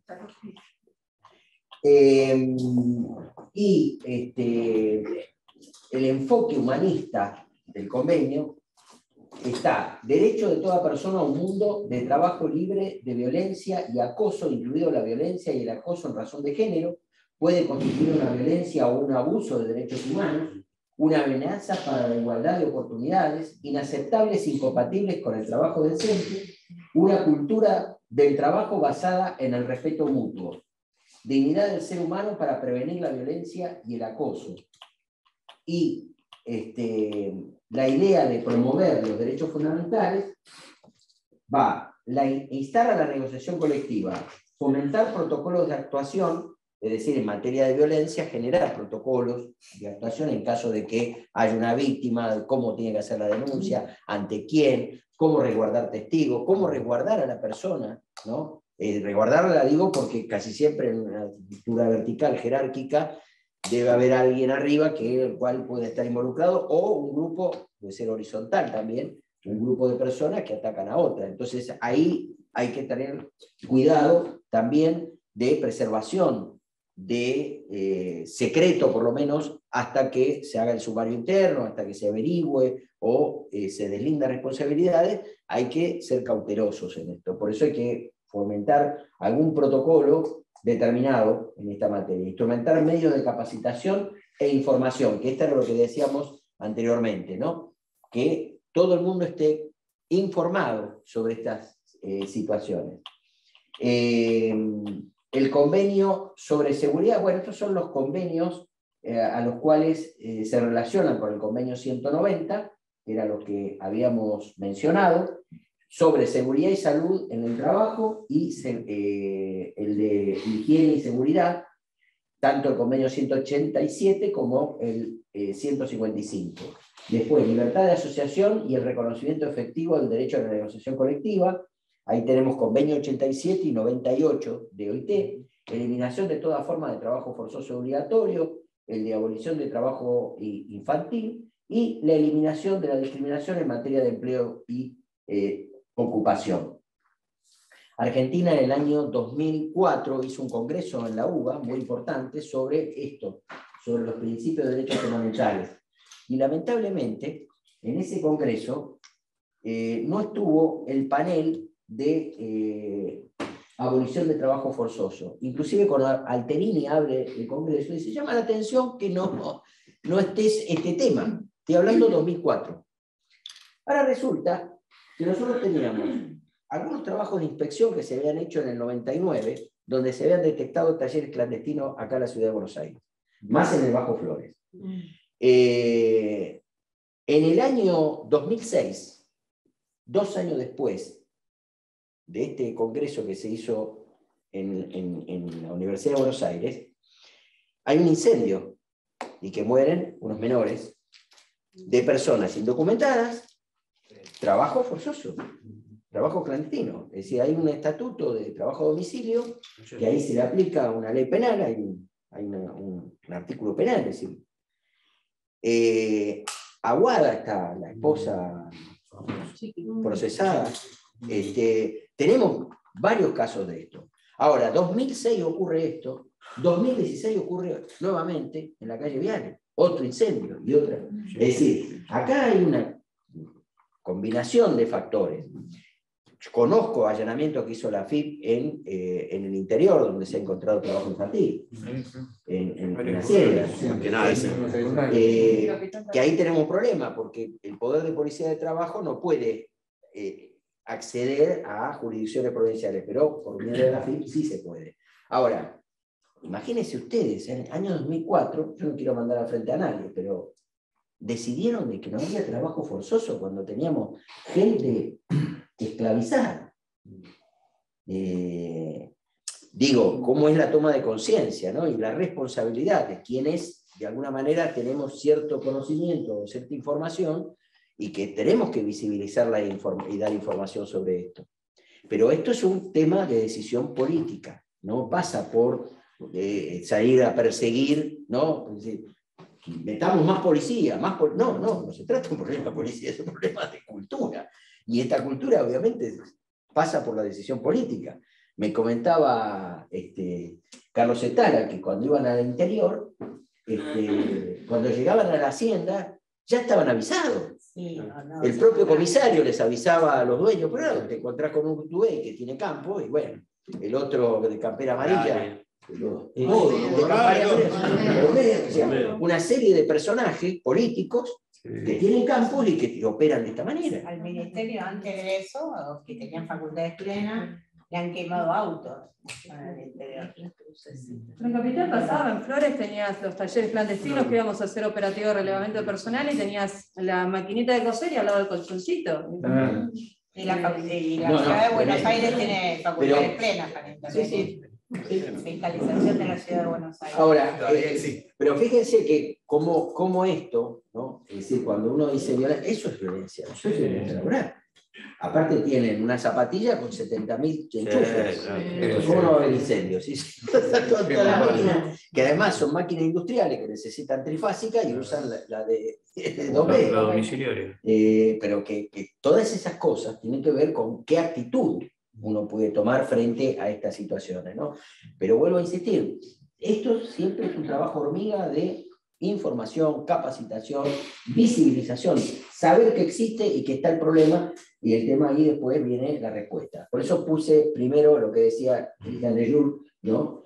De poner en conocimiento. Sí. No, que quizás nosotros por vivir en una zona urbana nos impacta tanto lo del trabajo en talleres clandestinos, la explotación de la gente, junto con lo infantil, pero bueno, también en las tarefas, los tareferios también, digamos, hay condiciones en el interior que son tremendas. Pero lo que pasa es como o lo tenemos lejos o no es cercano a nuestra cotidianeidad. Bueno, había el caso de los pibes bandera, que lo ponían en una banderita y pasaba la avioneta para fumigar. Claro, fumigaba el pibe. O sea, el chico lo que hacía es marcar desde dónde, de dónde hasta dónde tenía que pasar fumigando, para después desplazarse otro tramo y se ponía en el otro tramo y otra vez con la banderita y el avión volvía y claro, toda la fumigación lo iba a la persona. Claro que es criminal, pero chicos de 14 años, 15 años. Pibe bandera. Bueno, digo, hay un montón de problemas, pero un montonazo. Momento de crisis económica, eso te iba a decir. Lo primero que te dicen, bueno, pero por lo menos tiene un laburo. Es decir, esto culturalmente también es un problema. Como hablando, ¿no? Que vivimos prácticamente en crisis, ¿no? Nuestra sociedad es como que son más los años que vivimos en crisis que lo que vivimos en bonanza. A mirar, golpe de 76 hasta ahora. Todas estas cuestiones son totalmente vulneradas y permanentemente. Y y como que se encuentran nuevas vulnerabilidades, ¿no? Nueva vulneración, digamos. Sí, sí, de formas, de métodos. Sí, y que hoy con las nuevas tecnologías, claro, la violencia es tal, que obviamente uno dice, no, pero yo con el celular, pero cuando vos ves cómo están sometidos a la aplicación, ahí te das cuenta, es decir, los chicos repartidores, es una locura lo que es eso, es una locura.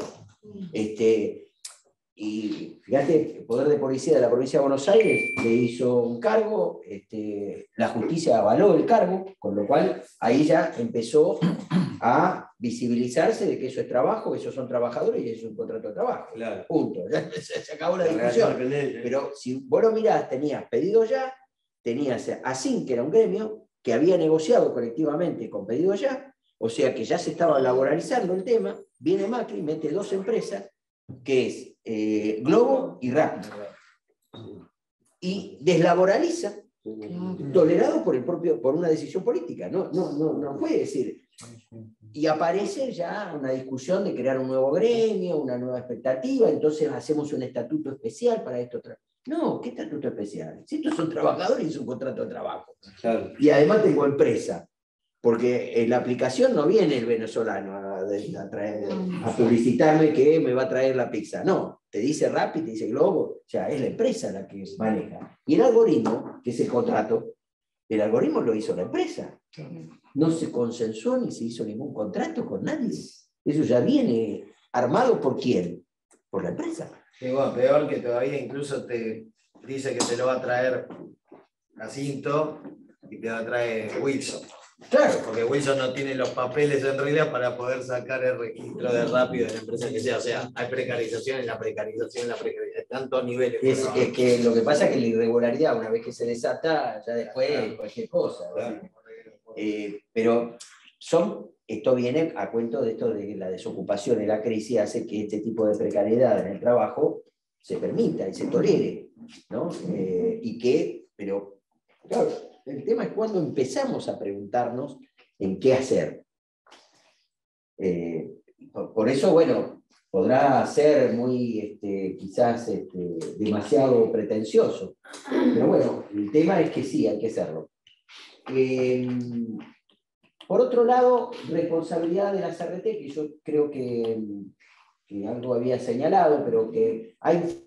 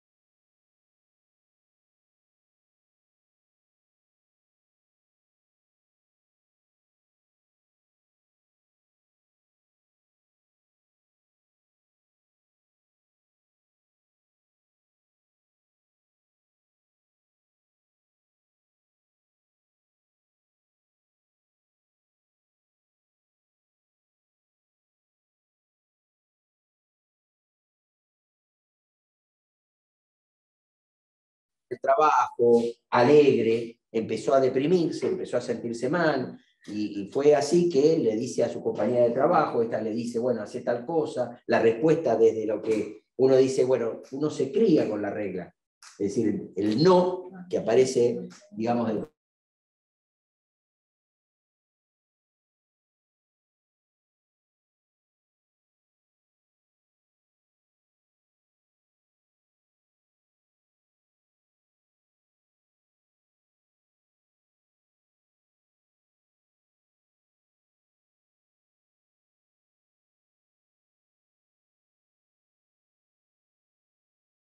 donde se me cae toda la espontería. Y que obviamente en el caso, ahí dice, las derivaciones dañosas del acoso sexual sufrido por la trabajadora no son comprendidas en la cobertura de riesgo de trabajo. Sí, a ver, la persona tiene una afectación psicológica. La condena por daño solo debe afectar a la empleadora y no a la RT. Claro, cuando yo lo llevo al terreno de la prevención, es decir, ¿qué cosas puede hacer la RT frente a esto? Si yo no la condeno a la RT, yo no le estoy pidiendo a la RT que me haga algo frente a esto. Y dice el artículo 4 de la Ley de Riesgo de Trabajo, prevenir eficazmente, y va dirigido al empleador y al RT. Prevenir eficazmente. Eficazmente, la palabra eficazmente, es una obligación de resultado.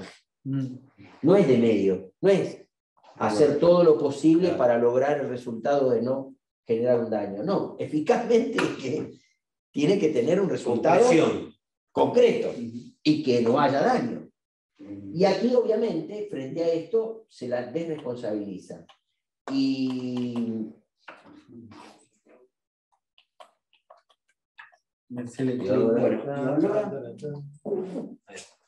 Siguiente. ahí estamos. La violencia interpersonal, aún laboral, tiene relación con la modalidad en que son organizadas las actividades laborales y no están alcanzadas por la cobertura asegurativa prevista en la Ley 24.157, que es la Ley de Riesgo de Trabajo. Eso es lo que dice el voto de este juez Vilena, que ya se jubiló.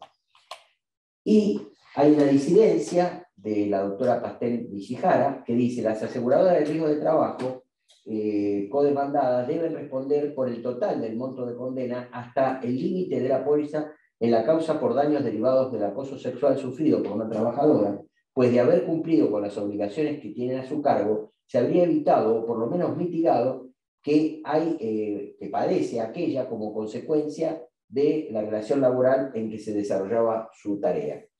En el sentido de evitar hacer curso de capacitación, entrenamiento, poner en conocimiento, porque también hay una cosa, que esto que yo decía de mandato o estereotipos sociales, donde el tipo siempre tiene que estar cortejando a una mujer o estar avanzando, porque si no avanzás, entonces es como que hay que hacer algo frente a una mujer. Entonces, esto forma parte de una cultura en la cual en la relación de trabajo hay que evitarlo.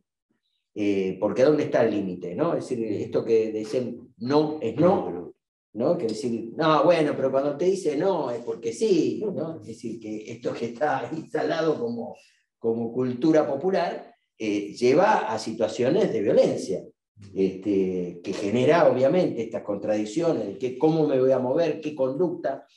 En una de las empresas privadas, como decía ya el compañero, me decían que, por ejemplo, ya los boxes son todos de vidrio. Si viene una mujer, se atiende con la puerta abierta, si es que está cerrado.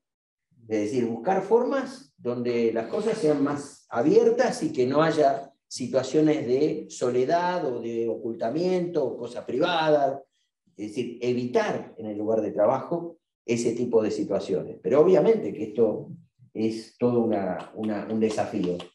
En este otro caso, aquí, en esta sentencia, sí se condenó a la aseguradora de riesgo de trabajo. Se dijo que se revocó la decisión de primera instancia que había establecido que la circunstancia denunciada no constituye un agente de riesgo relacionado ni con la modalidad del ambiente de trabajo.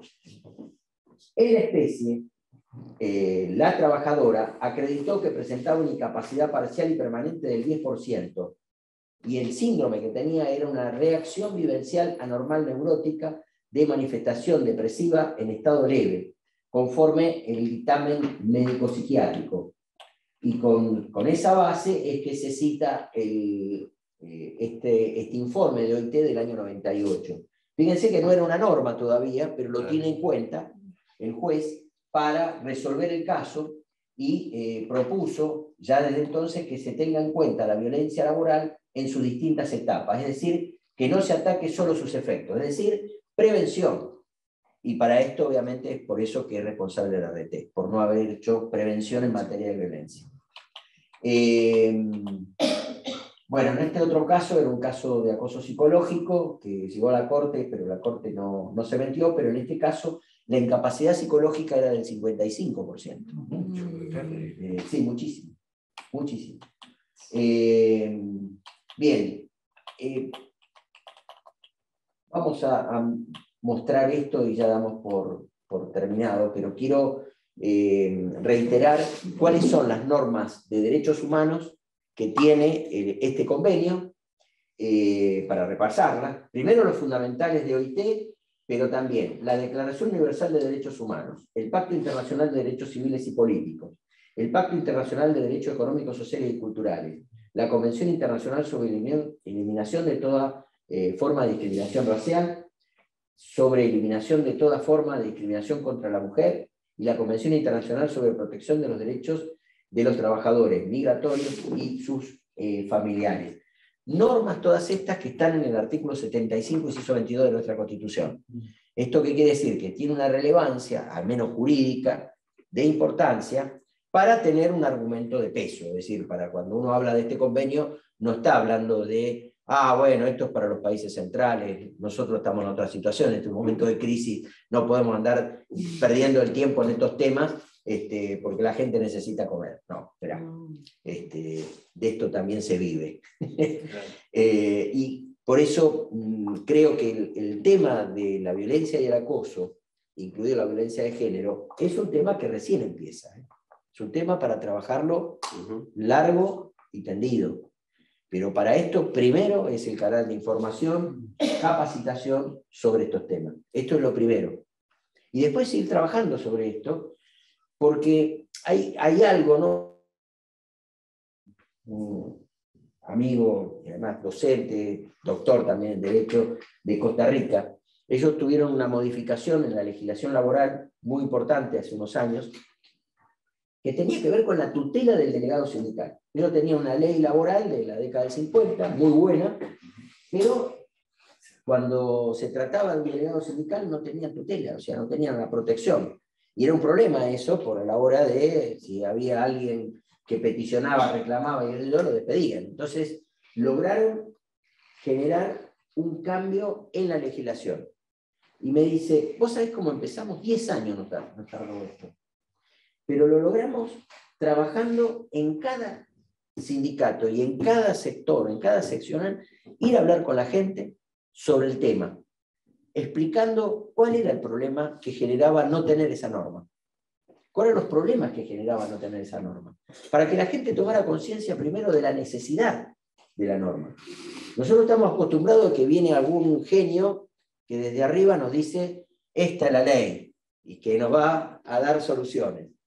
No, la construcción viene desde abajo, porque la norma sacada desde abajo es la norma que va a dar mejor respuesta a las necesidades que tienen todos los días las personas. Claro, exactamente. Por eso es importante la negociación colectiva en esos términos, ¿no? Es decir, porque es lo que más me acerca.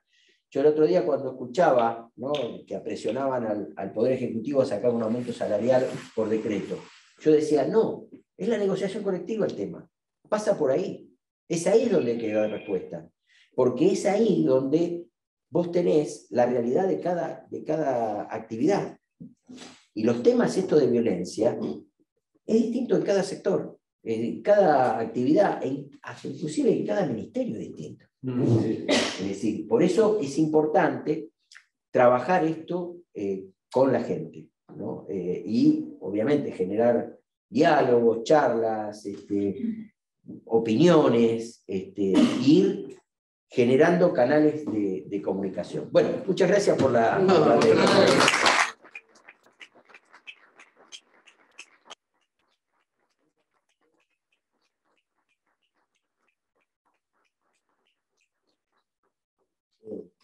Bueno, no sé si me quiere hacer alguna pregunta, algún comentario. Muchas cosas pasando. Ya está bien. Vale, claro, ¿no?